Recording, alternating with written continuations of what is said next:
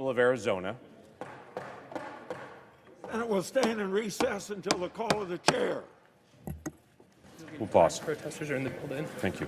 Lawmakers were abruptly rushed to safety Wednesday after supporters of President Donald Trump breached the U.S. Capitol. A joint session of Congress to formally certify President-elect Joe Biden's election victory unexpectedly recessed as chaos ensued. They want us down.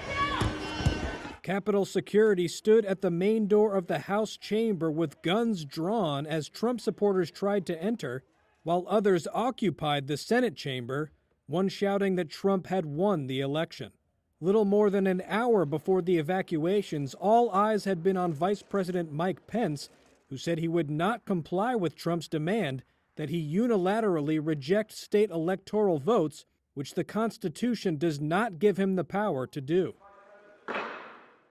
Madam Speaker and members of Congress, pursuant to the Constitution and the laws of the United States, the Senate and House of Representatives are meeting in joint session to verify the certificates and count the votes of the electors of the several states for President and Vice President of the United States. A band of Republican lawmakers, including Texas Senator Ted Cruz and Arizona Representative Paul Gosar, Mr. Vice President, quickly challenged the results, starting with Arizona, which Biden won. I rise up for myself and 60 of my colleagues to object to the counting of the electoral ballots from Arizona. Is the objection in writing and signed by a senator? Yes, it is. It is. Senate Majority Leader Mitch McConnell slammed the effort to reject some state tallies in an emotional plea to his Republican colleagues. The voters, the courts, and the states have all spoken. They've all spoken. If we overrule them, it would damage our republic forever.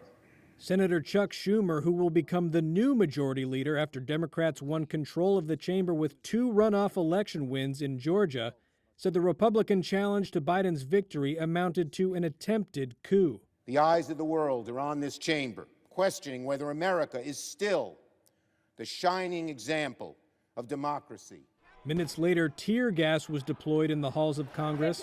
Capitol Police told lawmakers in the House chamber to take gas masks from beneath their seats and drop to the floor for their safety.